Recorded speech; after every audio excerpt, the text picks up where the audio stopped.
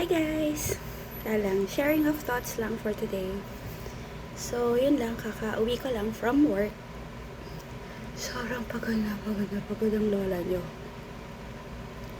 Siguro hindi yung biyahe kasi everyday naman nagbibiyahe ako. Same route lang naman ako eh. Wala naman akong ibang route. Kaya lang siguro mainit talaga. Mainit ang panahon. Kaya sobrang nakaka-tired. Haggard ang pagbabiyahe. Parang iba yung kulay ng ganito ko. Anyway, kaninang umaga, share ko lang. Umattend ako ng mass kasi nga diba palaspas today. So, nag-attend ako. Aga pa ako umalis dito sa bahay. Siguro mga 7. Kaya, by the way, habang healer. Luto ng mami ko ay sotanghon. So, attend ako ng mass. So, hindi pa yung ganang mainit. Although mainit na, pero hindi ganang kainit-init. So, nagmas ako until bago mag-9. So, mga 8:45. Tapos yung mass. Hindi pa na-bless yung palaspas ko. So, I have to wait for the next mass, yung final mass, para mablasan yung palaspas. So, nagintay ako until 9. So, okay lang. So, nabinyagan na yung, na-bless na yung palaspas ko. So, alis na ako. Grabe na yung tirik ng araw. My gosh, kakaloka. Ang init niya. Pero wala akong choice. I have to make biyahe papunta sa office. Kasi ang time ko is 10 p.m. until 10 a.m. to 7 p.m. Kamusta naman sa closer ang lola nyo, di ba? Ako talaga. At ako lang talaga ang babaeng closer. Ay. Anyway, so when I get dun sa pinagtatrabahoan ko, nag-park na ako. By the way, yes, nagsasasakyan ako. Hindi kotse. E-bike. So, I name her Pinky kasi kulay pink siya. Actually, pangalawang e-bike ko na yan. Yung first e-bike ko during pandemic, ang name naman niya is Mini. Why Mini? Kasi maliit lang siya, tapos kulay black and red. Kaya Mini. Pero, syempre, matagal na siya. Siguro nasa 6 years ko na ata siya. So, medyo pumapal yan na. So, I needed to swap it over doon sa pinagbilan ko ng aking e-bike sa NWOW. Baka naman, NWOW. Anyway, so, ganun sila. Meron silang promo na swap mo yung bike mo. So, yung down payment mo, ililess dun sa halaga ng magkano yung e-bike mo. So, anyway, so I got Pinky. Ang difference nila, si Mini, wala siyang bubong.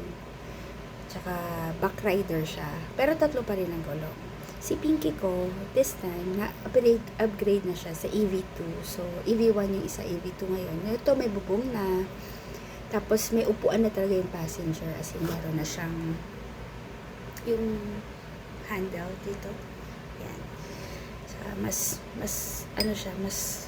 comfortable na yung passenger. Kasi doon sa isa kasi, parang nasa back right. Medyo, kailangan ko.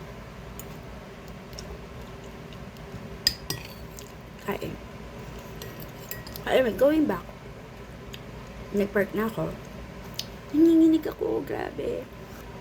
I don't know kung dahil high blood ba ako dun sa init or dahil nagugutom ako. Buti na lang. May pasalubong yung anak ko, yung panganay ko kagabi. Actually, hindi naman yung pasalubong niya. Natira lang siguro nila. Binaon ko yung pastry. Buti na lang guys, binaon ko siya. Kaloka, diba? Kasi, kinain ko talaga habang naglalakad ako going dun sa papasukan ko. By the way, sa BPO ka nag-work. Sige, nakain ko siya. So, akala ko okay na ako, kakalma na ako. So, pumasok ako sa production floor. Parang iba pa rin pakiramdam ko, parang nagpapalpitate ako. So, nakain na ako. Sabi ko, hindi. Mag-health and well-being ko ako, magpapa-BP ako. So, paalam ko sa supervisor ko. Tiyal, papa-BP lang ako. Kasi iba yung pakiramdam ko.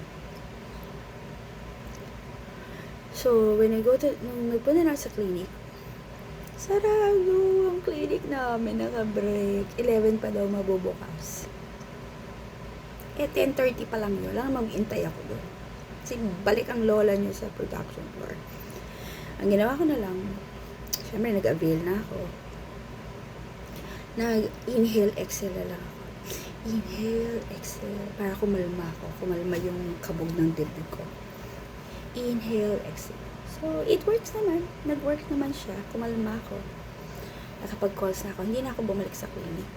Kasi okay naman ako. So, yun lang. Afternoon, syempre, nag-break, then lunch, then break, and then in calls ka. May part na queuing, may part naman na avail na. So, okay lang kasi yun lang. Nakakainip kasi maghintay ka until 7 p.m. You know what? Okay lang pumasok ako ng maaga as in 5 a.m. or 4 a.m. pa yan. Basta madilim kasi pagpasok mo malamig. Hindi siya mainit. So, okay lang naman na umuwi ako ng mainit. Kasi yon at least, pauwi na ako. ba? Diba? Okay na. Pauwi na. Kasi hindi. I really am hoping na mapalitan yung oras ko ng kahit malang 6 a.m. Diba? Hindi naman ganun kainit na 10 o'clock or magbabiyahe ako ng 8 or 9 ng umaga. Tirik na tirik lalo na ngayong summer na. Yun lang. Sorry sa itsura ko haggard. But anyway, yun lang. Life update. For today's video, share ko lang. Okay lang naman kung ayaw yung manood. Whatever. Share ko lang. Sa aking YouTube channel. So, please like and subscribe. Bye!